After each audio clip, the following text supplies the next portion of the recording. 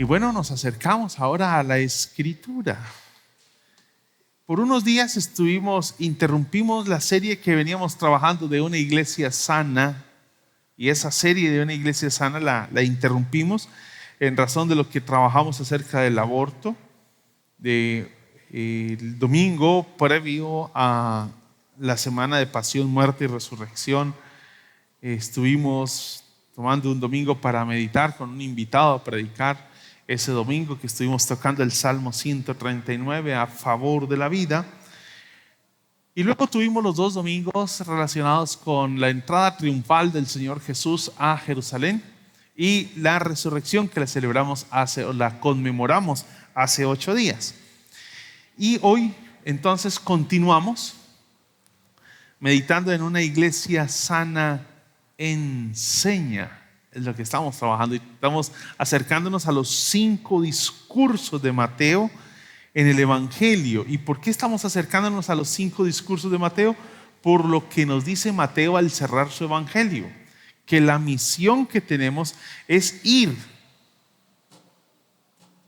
Por tanto, voy a leerlo allí en la Nueva Versión Internacional. Dice: por tanto, vayan y hagan discípulos a todas las naciones, bautizándolos en el nombre del Padre y del Hijo y del Espíritu Santo, enseñándoles a obedecer todo lo que les he mandado a ustedes. Entonces, ¿qué es lo que el Señor Jesús les mandó? Insistimos que la mejor manera de poder comprender qué fue lo que el Señor Jesús les mandó a los discípulos, les enseñó a los discípulos, pues es revisar lo que Él le enseñó, para no entrar en una especulación. ¿Qué sería lo que le enseñó? A ver, ¿qué nos imaginamos nosotros? No se trata de imaginación ni de especulación. Vamos al registro que tenemos, Mateo, y es por eso que hemos pasado por Mateo capítulo 5, 6 y 7, primer discurso. Pasamos por Mateo capítulo 10, donde nos estuvo acompañando el pastor Juan Bautista. Allí, Mateo capítulo 10, estuvimos en Mateo capítulo 13, donde nos estuvo acompañando Cindy Lejalde, y ahora nos acercamos a Mateo 18, que es el 4.º discurso del Evangelio de Mateo. Mateo 18, ya lo leíamos al principio del culto, estuvimos leyendo los primeros 4 versículos, que es el punto sobre el cual estaremos meditando y reflexionando el día de hoy. Y antes de entrar a abordar el tema, quiero preguntarles, ¿cuál sería un modelo? Si tenemos hijos, si usted tiene hijos, pues es una pregunta que seguramente usted se ha hecho. Si no los tiene, hágalo hipotético. Si está joven y dice: no, todavía no tengo hijos, esto no es para mí, esto es como que para padres. No, por favor haga el ejercicio, porque también le involucra a usted. Si usted es adulto y no tiene hijos, pues también debe formularse la pregunta. Y es: ¿cuáles son los modelos que tenemos hoy para educar a nuestros hijos? Los modelos. Yo escogí 3 modelos. Posiblemente usted no esté de acuerdo con mis 3 modelos, pero creo que pueden recoger parte de las posibilidades que existen. Pueden recoger. Posiblemente usted los descalifique, posiblemente no, posiblemente él se acoja a mi idea, pero quiero presentarles 3 posibles modelos que tiene la sociedad contemporánea. Uno es Mark Zuckerberg. ¿Saben quién es él? Seguramente los jóvenes ya se conectaron. Facebook o metaverso, ya están conectados. Si usted maneja un perfil en Facebook, entonces usted sabe algo de Mark Zuckerberg. Básico. Pero yo nunca me he tomado un café con él. Qué gusto me daría sentar. Posiblemente nunca se vaya a sentar a tomarse un café con Zuckerberg, pero usted sí trabaja algo o está en todo tiempo conectado con una aplicación que él ha desarrollado. Es el presidente y director ejecutivo de Meta, que ahora conocemos como Metaverso. Es más, el WhatsApp ya es una aplicación que pertenece a Facebook, o lo que ahora conocemos como Meta, ¿sí? Empresa que fundó originalmente con el nombre de Facebook, ya no se llama Facebook, ya es Meta. De hecho, hasta el símbolo ha cambiado. Es un símbolo como el infinito, el metaverso. Y ahorita está al frente de esta empresa y posiblemente sea un modelo, porque decimos, soy tipo tan joven. Aquí entre nosotros, que no lo escuche nadie más. ¿A quién no le gustaría tener siquiera el 10% de la riqueza de Zuckerberg? El 10%. Con el 10% de la riqueza de Zuckerberg, yo ya me puedo ir a la casa, sentarme, vivir como un rey. No puedo decir mis generaciones porque no tengo hijos, pero pudiera compartir con muchos de ustedes esa riqueza y podríamos vivir muy bien. Es un modelo. Es un tipo con una visión impresionante. ¿No es un tipo visionario?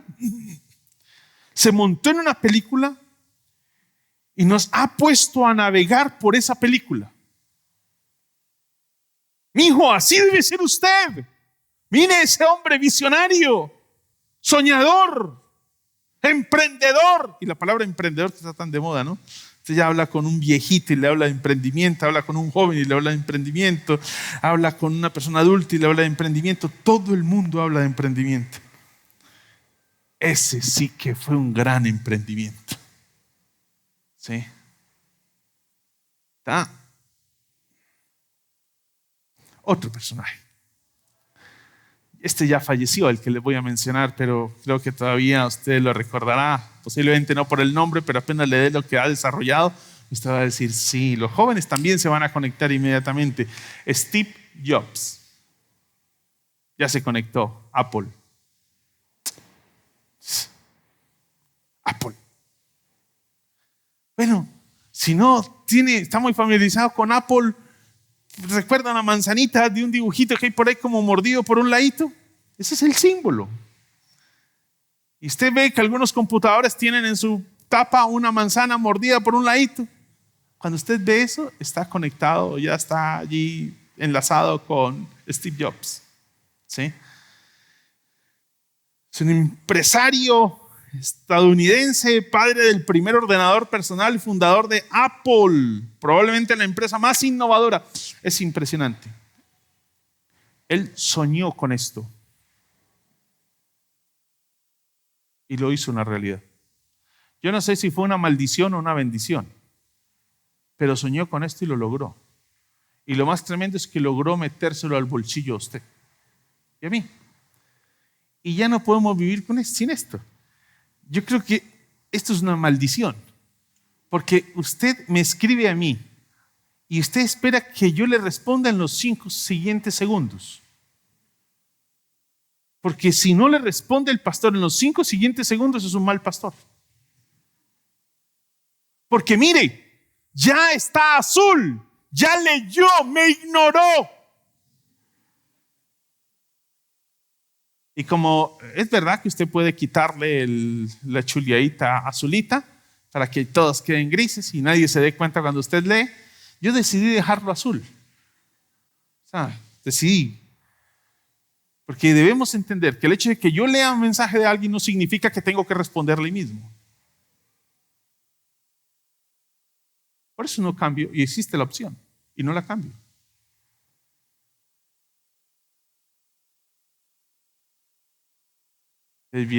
Usted me dejó en visto. Ahí está pintado. Cuando usted piensa en este celular, en un smartphone, usted está inmediatamente pensando en Steve Jobs. Es un tipo que soñó ponernos el mundo en las manos y nos puso el mundo en las manos. Usted con esto se puede comunicar a un clic con el otro lado del mundo. A un clic. Hubo unas parejas que estuve acompañando el año pasado y se fueron para Australia. Les escribí un mensaje y en 30 segundos ya tenía la respuesta, preguntándole cómo les había ido. Australia.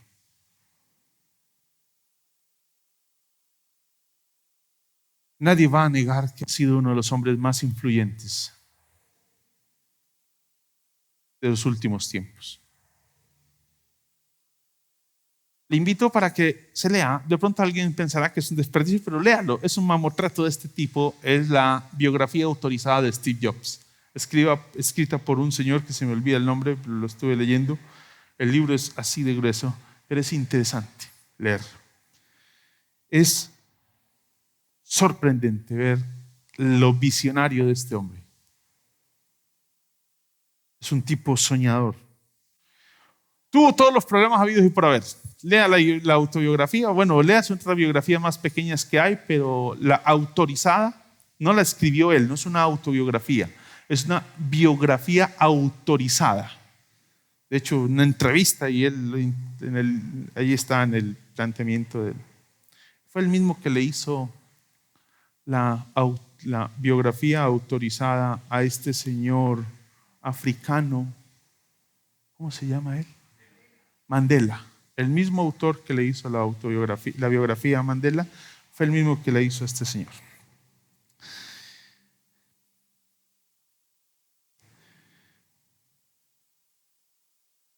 Es una persona que inclusive hay frases que nos aparecen constantemente en el celular. Steve Jobs, la imagen del hombre. La imagen más popular es una fotografía en la que él está así. Es la portada del libro. Con su barbita ahí mal afeitada. Pero es impactante la historia de ese hombre. Yo quisiera también tener siquiera el 5% de la riqueza de ese hombre. Con eso vivo el resto de la vida. Puedo darme el lujo de ir por todos los lugares del mundo que quiera visitar y seguiré teniendo dinero. El 5%.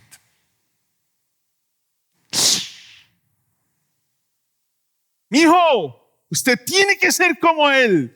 Un hombre arriesgado, asumió desafíos, visionario, soñó, emprendedor. Tercer personaje, Madre Teresa de Calcuta. ¿Usted qué esperaba? ¿A quién era el personaje que usted estaba esperando? El tercero, después de esos dos primeros. Tercero, Madre Teresa de Calcuta. Todos estaríamos dispuestos a levantar un aplauso frente a la manera en cómo esa mujer impactó al mundo. Pero estoy seguro que no es el modelo para que nosotros hagamos pedagogía con nuestros hijos. Ni ha sido el modelo. Y usted dirá, ay, tan exagerado, sí. ¿Usted está dispuesto a enseñarle a su hijo a hacer voto de pobreza?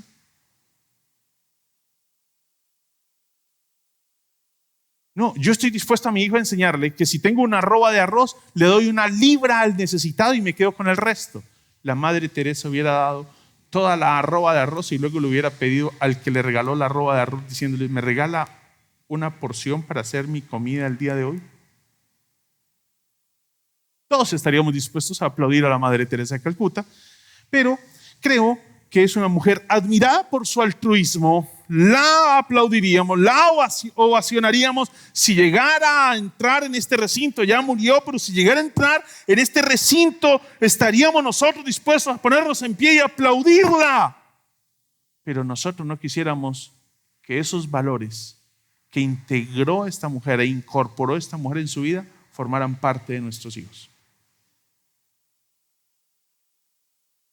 Sorprendente. No estoy exagerando. Yo sé que a veces los países somos exagerados. Abusamos un poquito de la hipérbole. Pero eso no es una hipérbole. Se tiene que reconocer eso. No es una hipérbole. El aporte a la tecnología de los dos primeros es incuestionable. Indudablemente ha sido una cosa impresionante. Valorado, de gran importancia para el desarrollo de la humanidad. Pero ¿qué tal de la ética que rigió a estos dos personajes? ¿Qué tal de los valores de ellos? ¿Qué tenemos para decir de la manera en cómo han desarrollado y las motivaciones por las que han desarrollado toda su tecnología? ¿Qué tenemos para decir de eso? ¿Qué tenemos para decir de todos los cuestionamientos en cuanto a la ética, la moral que hoy rigen sus vidas? ¿Qué tenemos para decir?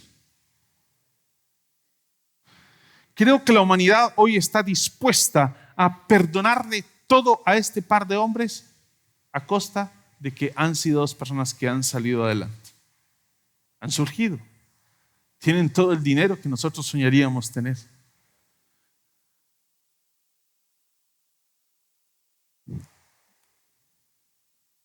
Parece que todo se perdona cuando se trata de personajes como Steve Jobs y Mark Zuckerberg, al punto que seguimos usando WhatsApp y Facebook. No estamos de acuerdo con su ética y su moral, con la ética que ha regido este tipo de aplicaciones, pero lo seguimos usando.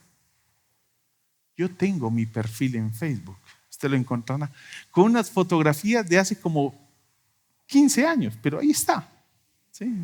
Nada contemporáneo. La iglesia tiene un perfil en Facebook. Todo estamos dispuestos a perdonarlo y hacerlo un referente de hombre de negocio cuando observamos su riqueza, su visión, que son su gran atractivo. El materialismo de nuestro tiempo se ha vuelto el gran atractivo para nosotros. La Madre Teresa de Calcuta, altamente admirada por todos nosotros, no es nuestra codicia.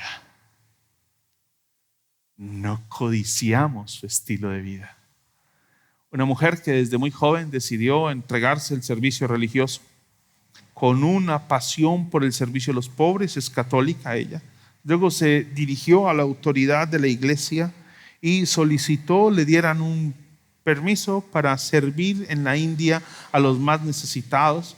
Colgó los hábitos y se puso un atuendo con el que nosotros estamos acostumbrados a verla, que es la veíamos manto blanco con un borde azul, que es la vestimenta usual de la India.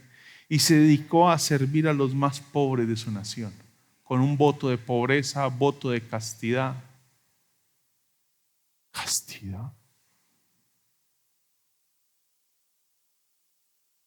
¿Yo? ¿Enseñarle a mi hijo? ¿Yo? ¿Castidad? Eso no va con nosotros. Qué sorprendente, ¿no? Estamos dispuestos a perdonar lo que sea cuando se trata de dinero de por medio. Esa es la sociedad en la que nos movemos. ¿Sabe que los discípulos tuvieron una lucha similar? ¿Sí? El modelo que nosotros escogemos va a definir nuestros valores, va a determinar la toma de nuestras decisiones. ¿Cuál es el marco sobre el cual nosotros tomamos decisiones? Va a definir la proyección de nuestra vida, va a definir la forma de construir familia, la va a definir. ¿Por qué? Porque todo ese marco de valores va a influenciar sobre lo que soy, lo que pienso, mi proyecto, va a influenciar. ¿Quién es su modelo? Ese modelo está determinando todas sus decisiones, todos sus proyectos, está definiéndolo a usted como persona, está definiendo su estilo de vida, lo define. La pregunta de los discípulos: ¿quién es el más importante en el reino de los cielos? Esa fue la pregunta de los discípulos en el versículo 1 de Mateo 18, que fue el texto con el que iniciamos leyendo aquí en la predicación, en el culto hoy. Mateo 18, versículo 1. ¿Quién es el más importante en el reino de los cielos? Y resulta que esta pregunta no es ¿quién es el más importante? El más importante de pronto es Abraham, de pronto es Elías, de pronto es Jacobo, de pronto será Moisés, de pronto será Samuel. No están preguntando quién de ellos es el más importante. Marcos, haciendo alusión al mismo texto, Lucas, haciendo alusión al mismo pasaje, va a decir que ellos venían discutiendo sobre quién de ellos sería el más importante. ¿quién de ellos sería el más importante? ¿Quién de ellos sería el más importante? Era la discusión. ¿Quién será el más importante entre nosotros? Y es que se han despertado unas expectativas muy amplias. Desde el capítulo 10, que es el segundo discurso, que ya pasamos por él, Jesús les dijo: donde quiera que vayan, prediquen este mensaje. El reino de los cielos está cerca. ¿Reino? ¿Y qué? ¿Qué es eso de reino? Reino, poder. Reino, poder. Reino, capacidad. Reino, fuerza. Reino, economía. Se abrieron las agallas a los discípulos. Están todos allí desde el capítulo 10. Ya ha sido desde el capítulo 4, 3 y 4 se viene anunciando el reino en boca de Juan Bautista, en boca de Jesús. Y ahora en el capítulo 10 Jesús le dice a sus discípulos: vayan y prediquen este mensaje. El reino de los cielos está cerca. Ya viene. ¿Te imaginas? Se nos abren las agallas allí. Sí.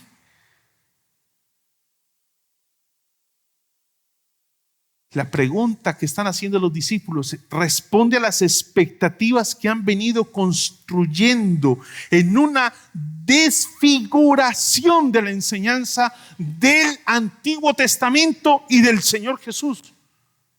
Lo han desfigurado. ¿Y por qué lo han desfigurado? Lo han desfigurado a partir de unas expectativas mesiánicas que tenían de un rey descendiente de David, que efectivamente así lo dice el Antiguo Testamento, pero que ahora se viene para sentarse en su trono y gobernar y reinar, impartir autoridad, destruir a nuestros enemigos. ¿Y por qué en ese punto, capítulo 18, están insertando la pregunta? ¿Por qué? A propósito, no es la única vez que los discípulos están discutiendo quién es el mayor. Lucas capítulo 22, en otro pasaje diferente, va a decirnos: tuvieron además un altercado sobre cuál de ellos sería el más importante. Parece ser que eso era parte de su discusión. ¿Quién es el más importante? ¿Quién será el más grande? A ver, ¿qué hay para mí? ¿Qué hay para mí? ¿Qué hay para mí pues? ¿Qué hay para mí? A ver, ¿qué hay para mí? ¿Usted no recuerda que nosotros a veces somos un poquito como inocentones para leer la Biblia y no le colocamos como la dinámica al texto? Porque cuando la mamá de los dos discípulos le dice a Jesús: y Jesús, regálame una citica que necesito hablar con vos, regálame una citica, pero aquí entre vos, saquemos a los otros, mis hijos y yo necesitamos hablar con vos, pero en privado. Mucho mirón. Mucho mirón. Jesús seguramente: venga pues, tomémonos un cafecito allí, sentémonos, tomamos un cafecito, cuéntame, ¿qué te puedo servir? No, que cuando tú vengas en tu reino, este se siente a la derecha y este a la izquierda.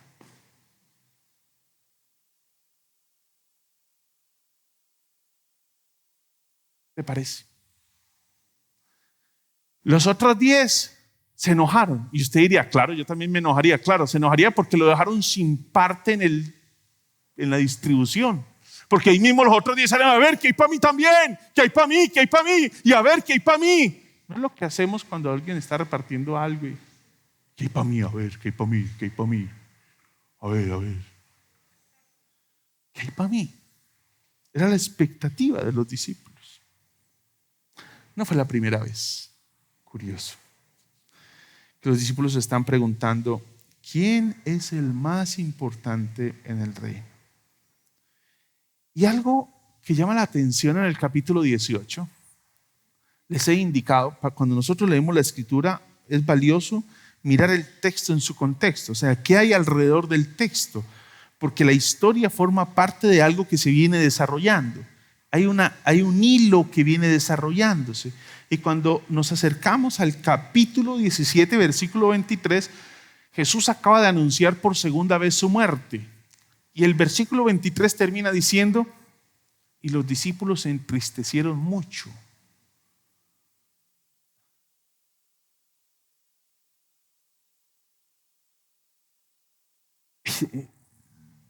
Insisto, nosotros tenemos que colocarle a esto sentido, pues. Unos versículos atrás te vas a morir. No, no. Unos versículos más adelante, ¿qué hay para mí? ¿Qué hay para mí, pues? Eso es una cosa impresionante. Y usted dirá, ¿qué tipos tan malos? ¿Está seguro que solo ellos? ¿Está seguro que solo ellos? ¿Solo ellos? ¿Solo ellos se mueven entre ese? ¡Te vas a morir! ¿Qué hay para mí? Literal. Es que en la narración solo hay un episodio después de que están tristes.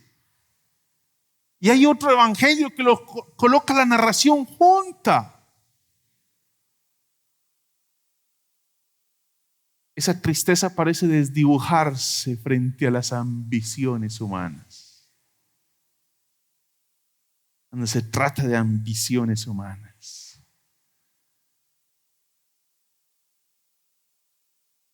Cuando se trata de Steve Jobs, Mark Zuckerberg, al traste con los valores cristianos.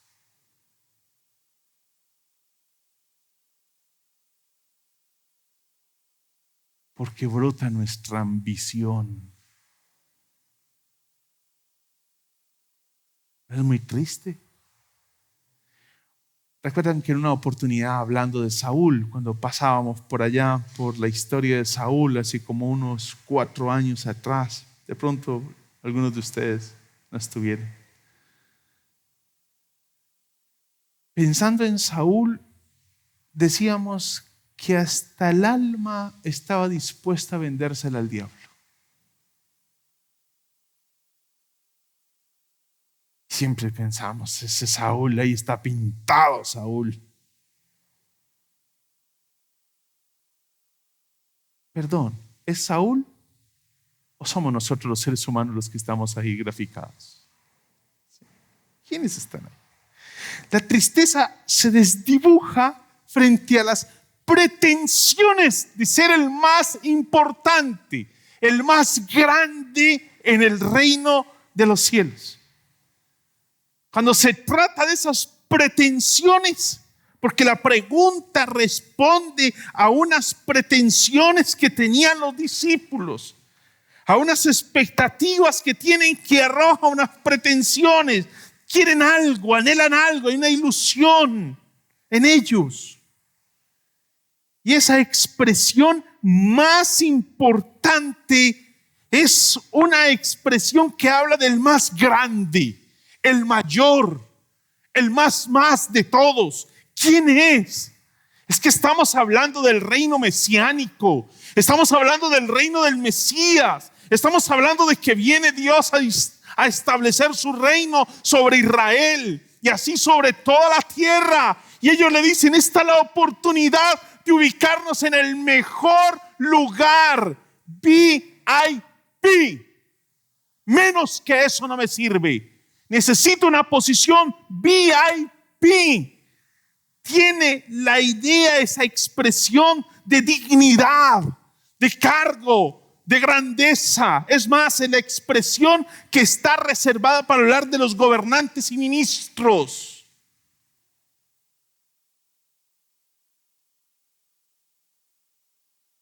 El más importante. La respuesta de Jesús, totalmente desconcertante. Para las expectativas y pretensiones humanas. Totalmente desconcertante. Desde la respuesta simbólica hasta la explicación del símbolo. ¿Y cómo así que una respuesta simbólica? Porque mire el versículo 2 del capítulo 18. ¿Qué es lo primero que hace? Llamó a un niño y lo puso en medio de ellos. Allí lo puso. Venga, chino, venga acá. Venga, chino, venga acá. ¿Qué tenían que hacer para mirar al niño? ¿Te imaginas? Yo no me imagino a Pedro un chichón de piso. Pedro no era un tipo bajito. Pedro era un tipo grande. así acuerpado como el pastor de la iglesia. No gordo, acuerpado. Sí. Una barba toda despelucada. Un tipo con un vozarrón tenaz. ¿Qué tenía que hacer para mirar a ese chino?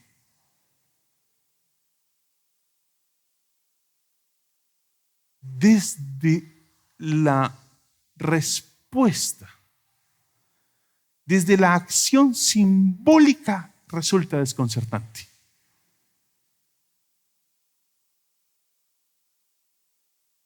Desde la acción simbólica resulta desconcertante. Un niño lo pone en medio de esos hombres curtidos, grandes, barbados, con voz gruesa. Y llega el niño y le dice: hola, maestro, con una voz delicada. Nada madura la voz. No sabía ni por qué estaba siendo llamado, pero obedeció. Es desconcertante para los discípulos desde la acción simbólica. Desconcertante.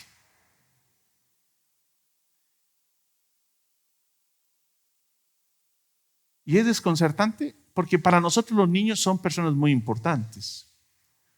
Hablamos de los derechos de los niños, hoy se habla de su majestad del niño. El niño es quien tiene la autoridad hoy en el hogar. Usted dice: no, en mi casa mando yo. Vaya con ese manto a mí, sí verá, que lo devuelve mi hijo de la casa. Su hijo se encarga de empacar los chilos y echarlo de la casa. Porque es su majestad el niño. Hoy tenemos vivimos en un contraste de un desplazamiento, de un desprecio hacia el niño, aún hemos enseñoreado el niño. De un extremo al otro.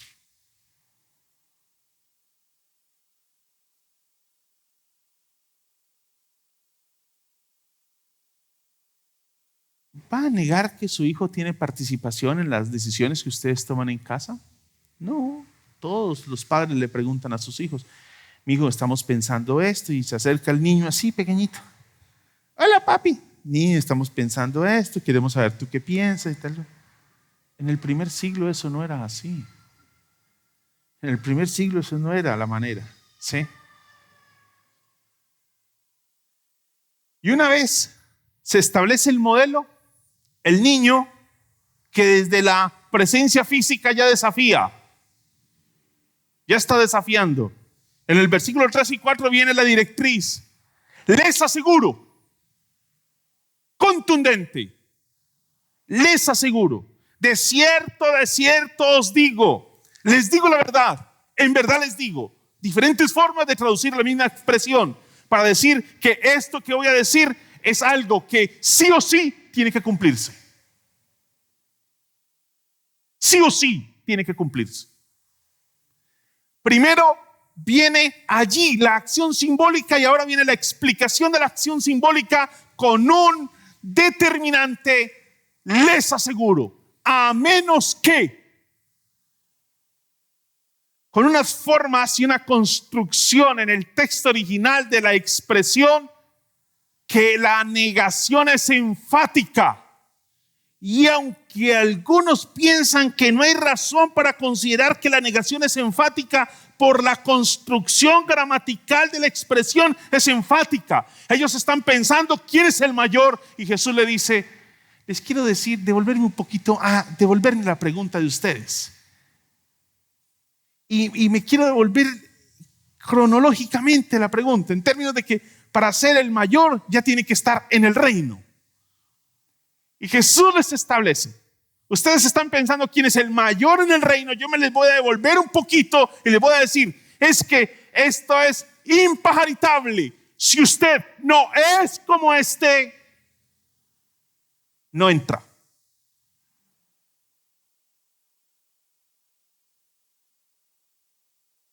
La primera parte no responde la pregunta. La primera parte lo devuelve. Porque ellos están preocupados es: ¿quién es el mayor? Y Jesús los devuelve y les va a plantear, no, aquí el asunto no es de quién es el mayor. Es que les quiero decir que tan solo para entrar se requiere esto. Ser como este. Y todavía no hemos dicho quién es el niño en el primer siglo. No lo hemos dicho. Solamente estamos aquí aclarando de que hay una acción simbólica y aquí viene la explicación. Viene la directriz, viene la pauta.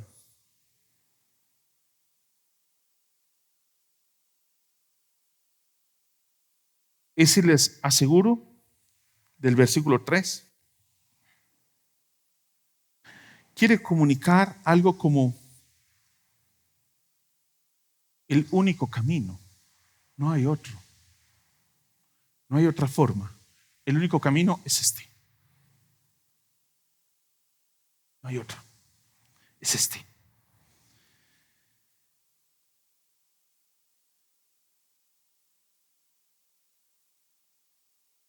Y el versículo 4, cuando dice, por tanto,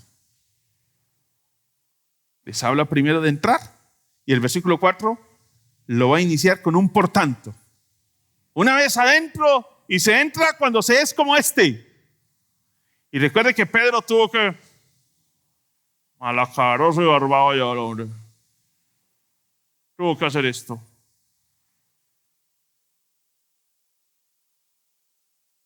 Mirar el chino allá. Así. ¿Qué nos irá a salir ahora?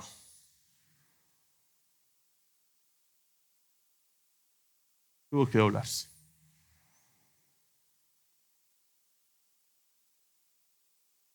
Versículo 4 va a decir, por tanto, el que no se humilla.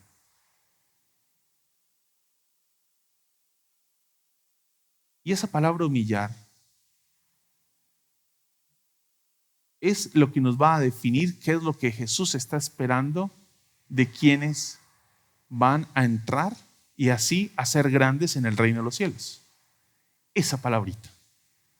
El que no se humilla como este niño. De manera que la forma en cómo está expresada la expresión humilla quiere decir que es algo que debe realizarse. Debe realizarse. ¿Te imaginas? Los hombres grandes allí. El chino está en medio. Jesús seguramente lo tiene allí por los hombros.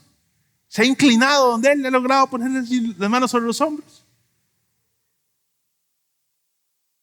Les lanza el versículo 3 y 4 y les está dejando claro, esto es algo a realizarse.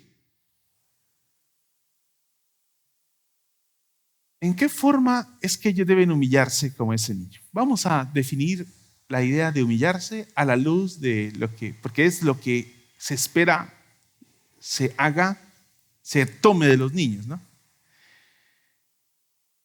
El significado de humillarse es, el significado de la palabra humillarse en el texto original es baja posición. ¿Y qué es eso de bajo? Alguien insignificante, alguien carente de poder, débil y que vive en malas condiciones. Chanfle. Nos está describiendo a una persona como la Madre Teresa de Calcuta. Y yo esperaba que fuera Steve Jobs. Para entrar en el reino, tiene que tener un perfil con esas características. Y no forma parte del modelo que nosotros tenemos para nuestros hijos. No se deje, mi hijo. Muéstrese fuerte. No le pegue a nadie, pero si le pegan, vuelen los dientes. No se deje de nadie.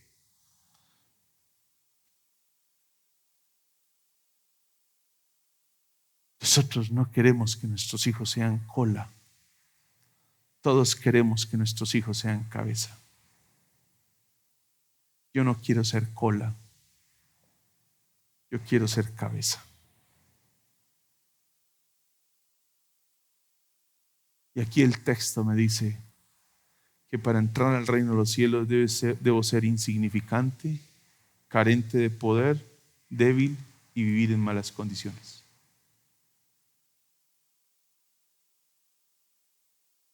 Les decía ahorita que para nosotros el niño es una persona muy importante.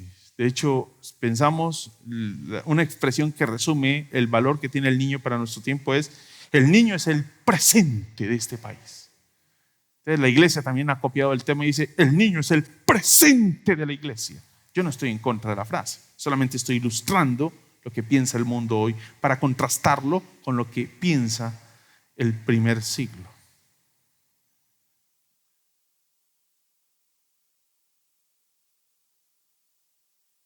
En la antigüedad, los niños no se consideraban personas ya desarrolladas, sino unos seres inmaduros, unas personas por educar. No eran personas que tuvieran voz y voto dentro de las decisiones a tomar. Aún dentro del judaísmo, mire esta frase del judaísmo tradicional: dormir por la mañana, vino a mediodía, la charla con niños y pasar tiempo en las casas de los ignorantes embrutece a los hombres. Da cuenta de la manera como se pensaba de los niños en el primer siglo. Ese es el que puso Jesús ahí.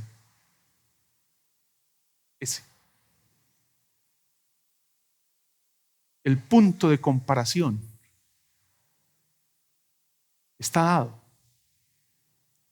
Desde la pequeñez física, en esos hombres grandes, acuerpados, robustos, ya maduros, desarrollados, allí están, imponente su presencia de cada uno de ellos. Coloca ese niño desde la pequeñez física, pero luego desde la debilidad y la mala posición de los niños en el primer siglo, resulta todo un desafío, todo un desafío.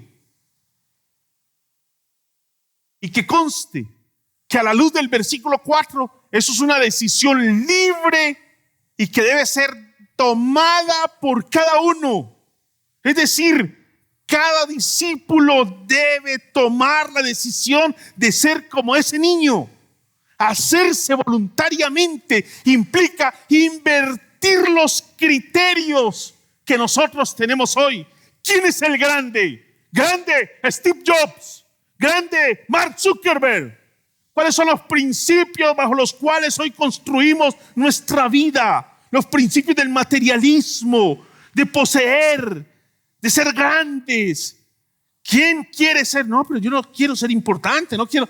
Pero sí, es posible que no estemos soñando con eso, con ser importantes, ser grandes.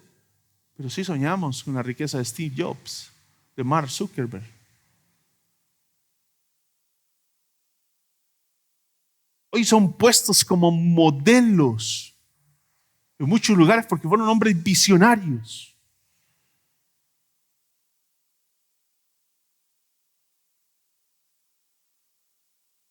A eso hace referencia la Escritura.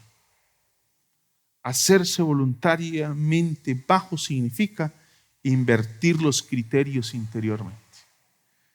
Debe haber una inversión de criterios. Y esa inversión de criterios interior se orienta hacia el exterior y es lo que va a explicar todo el resto del capítulo. Cómo esa baja posición de los discípulos abarca también un impacto hacia su exterior.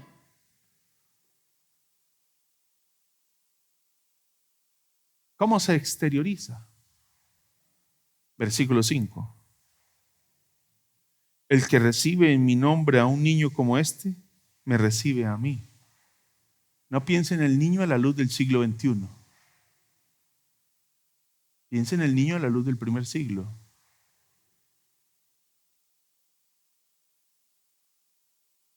Los judíos eran todavía muy cuidadosos con los niños. Los romanos eran despiadados. Despiadados. Los niños morían en las esquinas de las calles. Un padre tenía toda la potestad de decidir si su hijo vivía o no. Era el padre de familia quien lo decidía. para los judíos era un poco diferente. Había más valor, más cuidado por el niño, pero con todo y eso, era alguien que estaba en formación, no tenía participación, era bajo. El concepto de humildad no es parte de los valores de una sociedad como la que nosotros vivimos. Estamos dispuestos a aplaudirla. Claro, estamos dispuestos a aplaudir la Madre Teresa de Calcuta. Todos, sí, todos estaríamos dispuestos. Espero no equivocarme, pero todos estaríamos dispuestos a aplaudirla. ¿Todos estamos dispuestos a seguirla? Es más, ¿sería el modelo sobre el cual usted educaría a su hijo?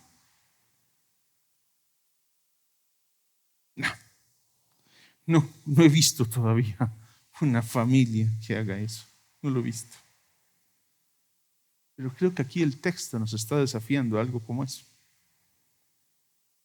Esta es una acción. Versículo 5, les decía la manera de aplicarlo. Versículo 5, la acogida de los niños.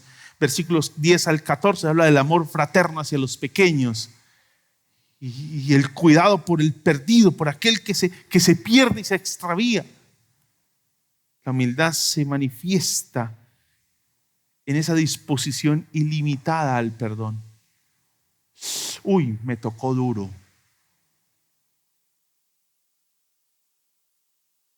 Estamos diciendo de que este es el perfil del que entra al reino de los cielos. Y la ilustración que da el capítulo 18 es que ese personaje que es como ese niño, se humilla como ese niño, tiene una disposición ilimitada al perdón. Con criterios como el yo perdono pero no olvido. Aquí te tengo entre ceja y ceja.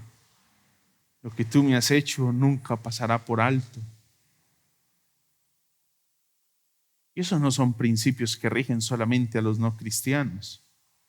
Son los principios que hoy están rigiendo nuestras formas de construir comunidad. No es lo que rige solamente a la guerra en Ucrania. La soberbia, la incapacidad de reconciliarnos y de establecer unos patrones y unos caminos en medio de esas tensiones. No. Es lo que ocurre al interior de la comunidad cristiana. Venía escuchando esta mañana una canción de Marcos Vidal. No tenía pensado citarla. Perdónenme si me equivoco, si no la cito literalmente. Él dice, hablando, no recuerdo el título, perdónenme, pero para los títulos soy malito. Si a veces no me acuerdo de la letra de los títulos, pues se podrá imaginar. Que en la antigüedad decían, mirad cómo se aman. Y hoy dicen, mirad cómo se separan, cómo se dividen.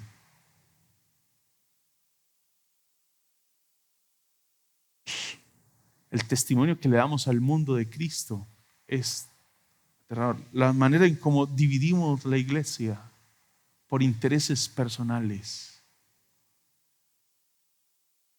Porque no se hacen las cosas a mi forma, a mi criterio. Es una cosa. Eso muestra nuestra falta de humildad.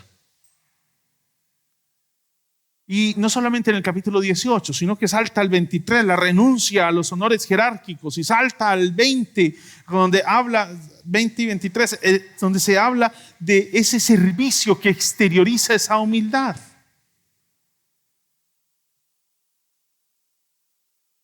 Esta es una acción que está planteada por el Señor Jesús, esta acción que está planteada por el Señor Jesús, no puede ser eludida. O sea, no hay forma de yo hacerle el quite. ¿Cómo le hago el quite a esto? No, ya les dije. Está en la forma gramatical da a entender que es algo que o se cumple, sí o sí. Para ponerlo en palabras de Luz Ulrich, es un hombre, pareciera ser que tiene nombre de mujer, pero es un hombre. comentarista del Evangelio de Mateo, escribe un comentario en 3 volúmenes, impresionante, magistral. Y va a decir, recoge este capítulo en la siguiente frase: este género de vida es el que tiene la promesa del reino de los cielos.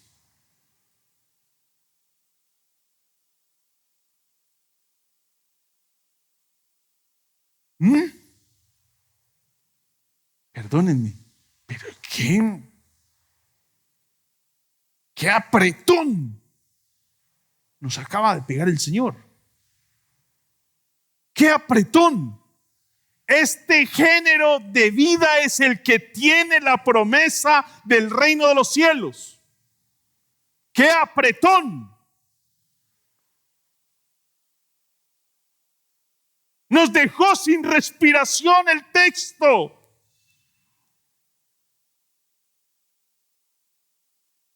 Y es que cuando lo miramos detenidamente nos quedamos sin respiración, como que este es el modelo. Y nosotros preocupados por quién es el más grande. Y resulta que el más grande se define en términos del más insignificante, del más pequeño, del menos evidente, del que menos se nota, del que menos habla, del que menos participa. En términos de Él es que se define el más grande. ¡Qué apretón nos pegó el Señor!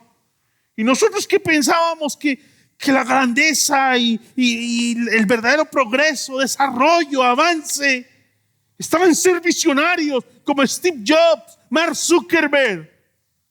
Ese es nuestro ideal, nuestro paradigma, nuestro parámetro de vida. Son ellos. Y Jesús nos dice, no son ellos. Es ese insignificante. ¿Sabes por qué no perdonamos? Seguramente entre muchas cosas por las que no perdonamos es porque nos consideramos de una dignidad muy alta.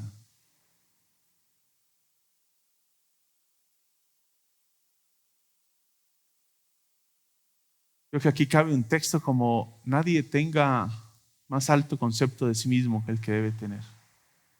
Pero aquí tenemos un problema con el concepto de autoestima que manejamos hoy en la sociedad contemporánea. En una oportunidad les hablé de un librito que se llama La Gran Egolatría. Es un libro escrito por un creyente conservador. Y él va a hablar del daño que le hemos hecho a la sociedad con el concepto de la autoestima.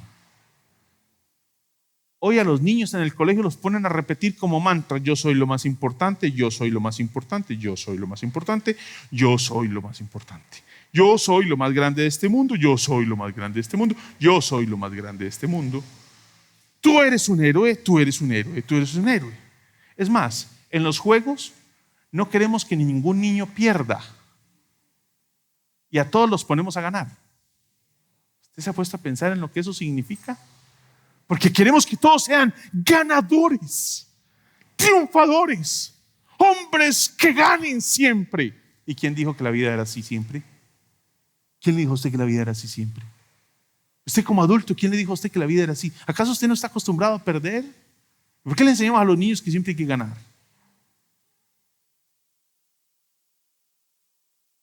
Esa autoestima con la que estamos inflando a nuestros hijos y con la que hoy estamos siendo inflados. Usted habla con alguien y le da algún viso de alguna situación. Usted dice, no, baja autoestima. Hay que levantarle la autoestima. No, Dios te ama mucho, sigue adelante, tú eres muy importante, tú te lo mereces. Frases evangélicas. Tú te lo mereces, tú eres una mujer muy de Dios, tú eres muy consagrada, tú eres la mejor, tú eres una persona tan devota, tan importante para la iglesia. Tú eres, de verdad, el Señor debe estar muy orgulloso de que tú vayas a la iglesia. ¿Entiendes? Que eso es una sarta de mentiras.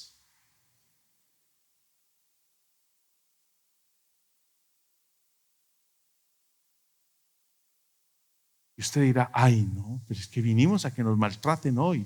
No, vinimos a ponernos frente a un espejo. Y es que no debemos tener más alto concepto de nosotros mismos que el que en realidad debemos tener. Es que nosotros somos personas carentes. Somos personas muy escasas, muy limitadas, muy torpes, muy torpes.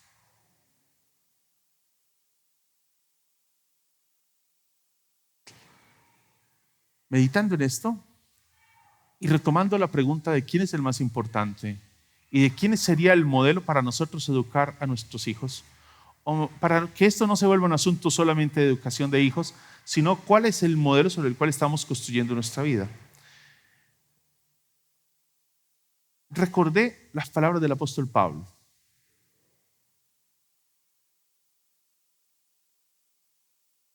Las palabras de Luz Ulrich fueron: este género de vida es el que tiene promesa del reino de los cielos. Género de vida de humildad, en los términos que está definido el texto, ¿no? No en los términos de niño del siglo XXI, sino del primer siglo. El apóstol Pablo nos va a decir algo como esto: el modelo a seguir en este género de vida es Jesús. Y dice así: la actitud de ustedes debe ser como la de Cristo Jesús, quien siendo por naturaleza Dios, no consideró el ser igual a Dios como cosa a que aferrarse. Por el contrario, se rebajó voluntariamente, tomando la naturaleza de siervo y haciéndose semejante a los seres humanos.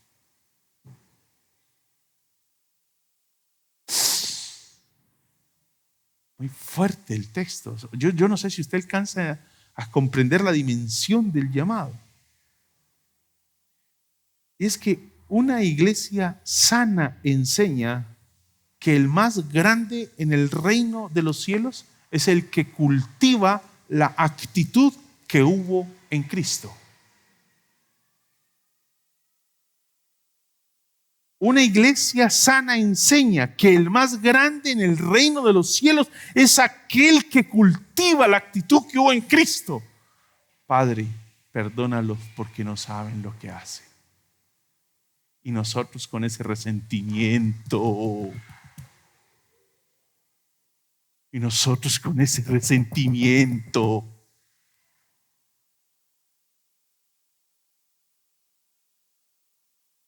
Y te postras y me adoras, te daré todos los reinos que tienes enfrente. Al Señor tu Dios adorarás y solo a Él servirás. Renunció a esa posibilidad. Y no renunció por algo mejor, renunció por la cruz. Usted dirá, pero después le dieron. No, pero en el momento, en la marcha, en lo que iba, en lo que el texto va a decirnos, es renunció por la cruz, no por algo mejor. Luego fue sentado y está hoy sentado a la diestra de Dios Padre, pero renunció para la cruz.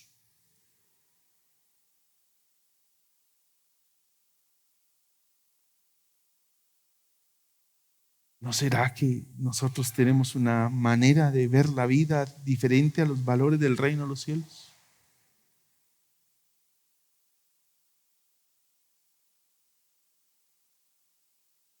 Los modelos de vida que tenemos hoy están trazando nuestras expectativas y así nuestras pretensiones.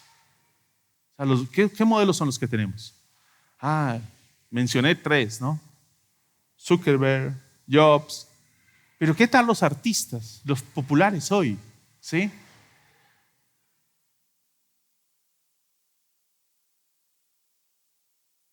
Andamos, yo no conozco mucho de artistas. ¿Usted los conoce?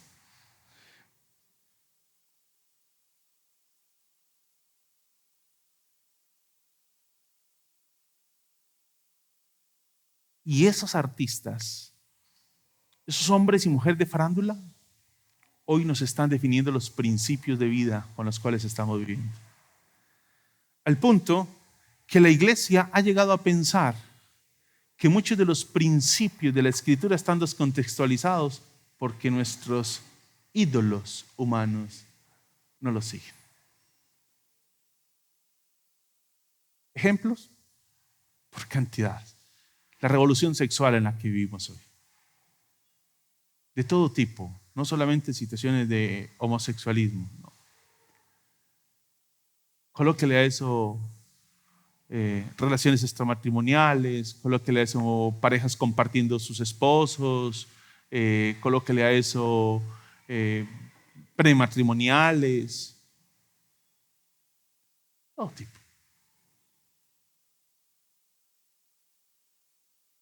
Pornografía. Me quedé asombrado. En Medellín,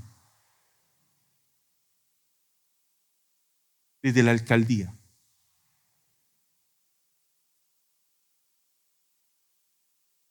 se está promoviendo la masturbación en los jóvenes. Y aparece una imagen muy diciente de una mujer. ¿Sí? Es caricaturesca, a veces es como una sombra, pero es muy diciente. Promoviendo la masturbación entre los jóvenes, porque eso forma parte de la salud mental.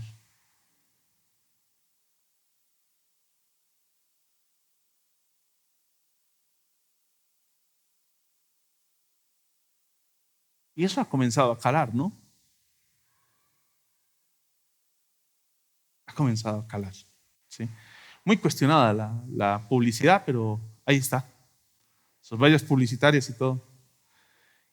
El primer lanzamiento fue la masturbación en la mujer, que era la que más reservas tenía frente al tema, para luego lanzar la masturbación a los jóvenes.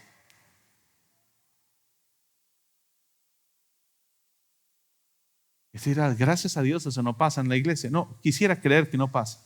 Quisiera creer. Pero es que esos son nuestros modelos de vida. Y esos modelos de vida que hoy nos están poniendo las personas que estamos siguiendo como los modelos de vida para nosotros, están definiendo nuestro esquema de valores. Definen nuestro esquema de valores. Lo definen.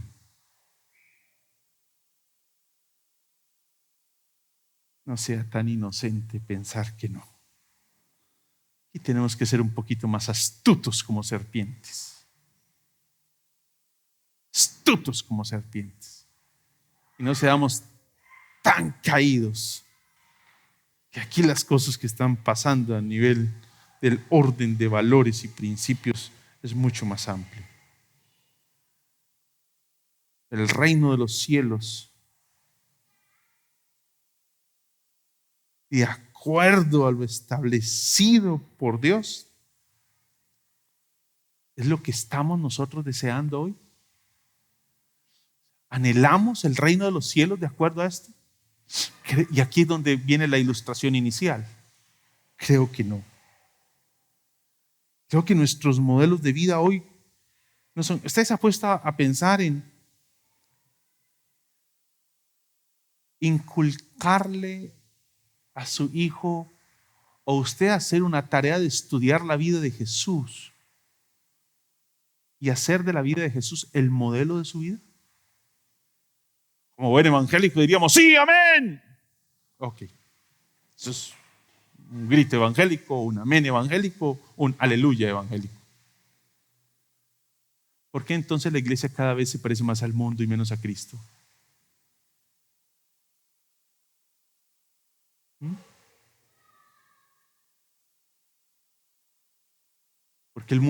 ¿Por qué la iglesia cada vez se parece más al mundo y menos a Cristo? Ah, ya. Porque nos hemos acostumbrado a las respuestas mecánicas, ¿no? Dentro de su pedagogía con su hijo, ¿es Jesús el modelo de principios y valores para la educación y formación que usted le está brindando a su hijo? ¿Es Jesús?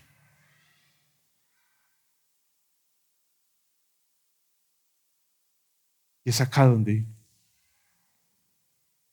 tenemos que ponernos claros y serios.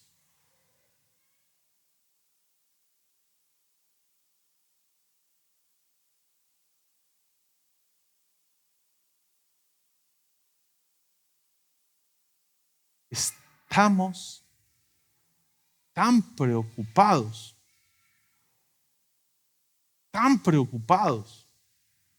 pero tan preocupados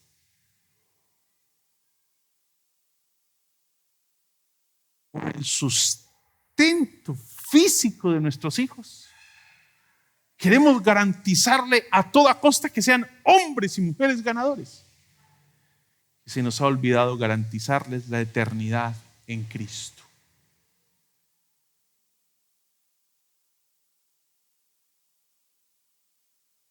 De tal forma que Steve Jobs y Mark Zuckerberg son los modelos de nuestro tiempo. Pero Cristo es alguien a quien le cantamos en la iglesia, pero no es el perfil que tenemos diseñado para nuestro hijo, porque murió en una cruz. Y ese no es un buen modelo.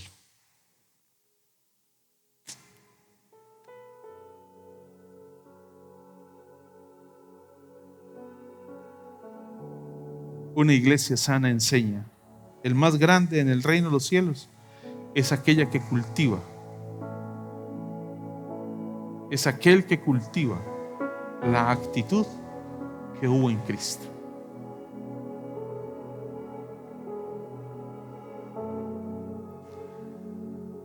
¿Para qué queremos que nuestros hijos se coman el mundo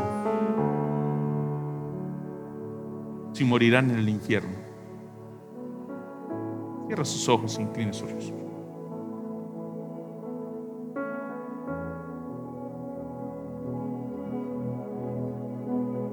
Señor, ¿quién es el más grande en el reino de los cielos?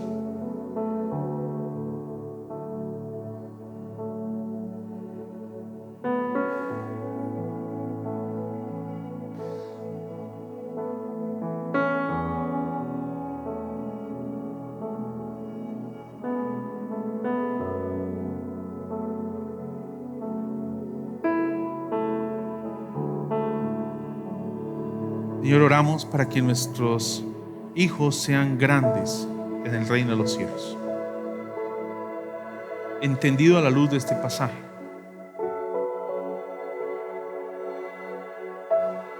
que los grandes se humillen como ese niño, Señor. Pero así como te pedimos que nuestros hijos sean grandes en el reino de los cielos a la luz de este pasaje, es decir, que se humillen como ese niño, como este niño que tenía Jesús ahí en medio de los discípulos.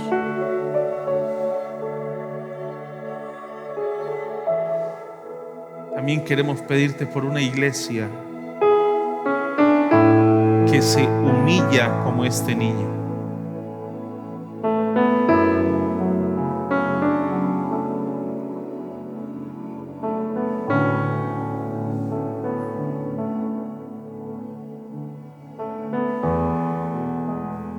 Señor, los valores de nuestro tiempo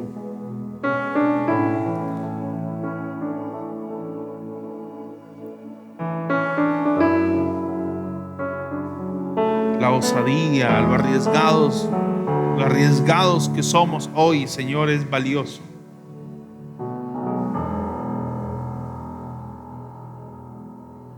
Pero, Señor,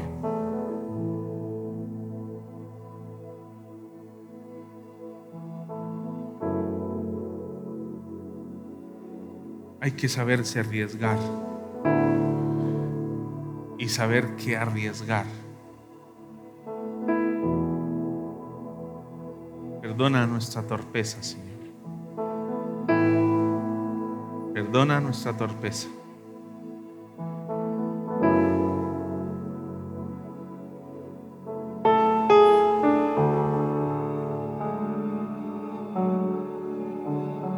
Hemos entendido que el mundo lo arrebatan los violentos y hay que ser fuertes, osados. Amén, Señor. Necesitamos ser fuertes, osados, arriesgados.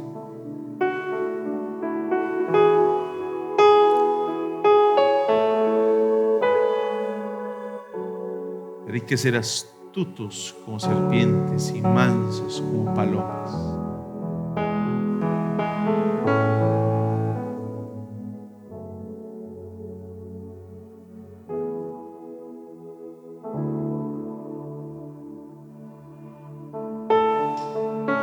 Queremos pedirte, Señor, que nos hagas cada día más como tú, Señor.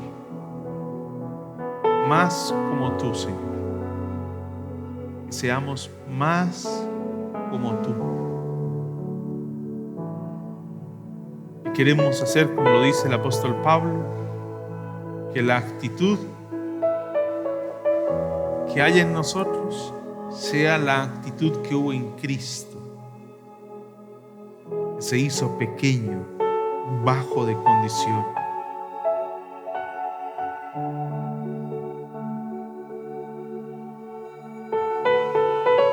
Porque en mi bajeza reconozco mi dependencia de ti, Señor.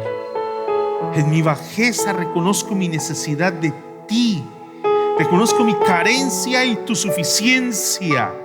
Reconozco mi impotencia y tu poder, Señor. Reconozco, Señor, lo incapaz y lo potente que tú eres, Señor. Lo limitado, pero lo infinito que tú eres, Señor. Reconozco, Señor, quién eres tú. Una vez me reconozco, Señor. Una vez, Señor, me veo tal cual como soy. Como ese niño, carente, incapaz, limitado, Señor. Una sociedad que me ha puesto a volar, Señor. Y que ha inflado nuestro ego.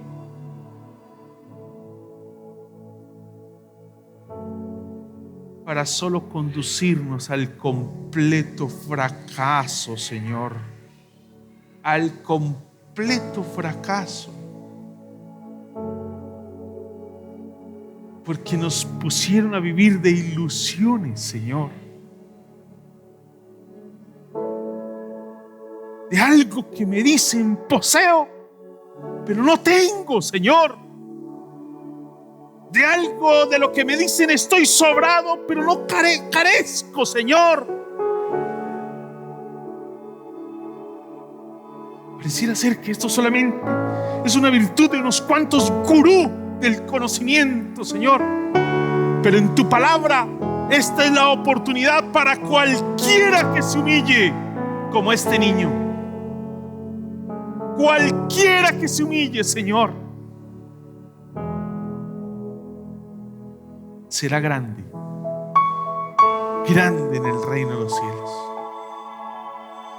Es desde el reconocimiento de quién soy, desde donde soy grande, Señor. Desde mi incapacidad, porque mi grandeza está en la dependencia de ti, Señor. Mi grandeza está en la humillación, en humillarme a ti, en rendirme a ti, en dependencia, en necesidad, en súplica, Señor. Mira nuestras manos vacías, Señor. Colombia hoy tiene las manos vacías, Señor. Perdónanos por nuestra prepotencia al pensar que la transformación de una nación como Colombia está en manos nuestras. No es más que una pretensión humana.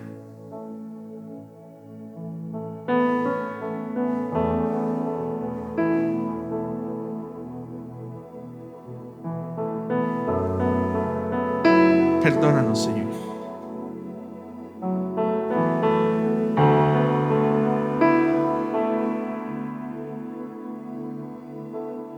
Perdónanos y condúcenos, Señor, por el camino de ese pequeño,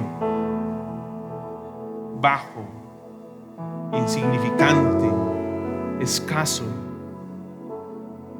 Y no porque nos estés aplastando, es que nos estás invitando a considerar la realidad de lo que somos. Para levantar nuestra mirada y mirar al suficiente y todopoderoso creador del universo, que ha venido hasta nosotros para salvarnos y así para redimirnos de nuestra miseria como individuos, familia, sociedad, iglesia. Una iglesia sana enseña que el más grande en el reino de los cielos es aquel que cultiva la actitud que hubo en Cristo. Que esta semana sea una semana colmada de bendiciones en la que podamos vivir y encarnar tu palabra. En el nombre de Jesús, Señor. Amén, amén, amén. Entonamos este canto y quedamos así despedidos.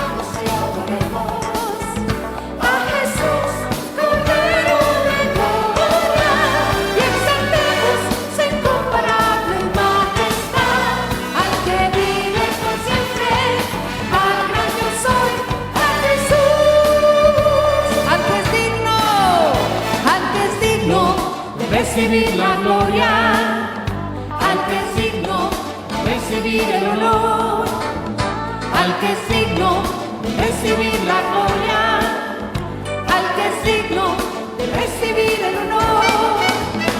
Levantemos nuestras manos y adoremos a Jesús, Cordero de Dios, y exaltemos su incomparable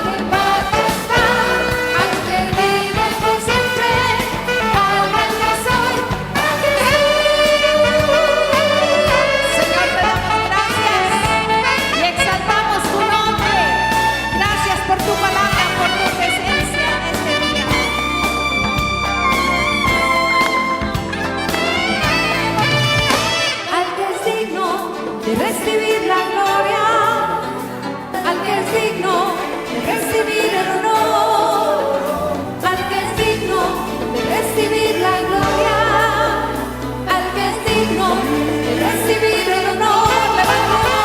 Levantemos nuestras manos y adoremos a Jesús, Cordero de Dios, y exaltemos su incomparable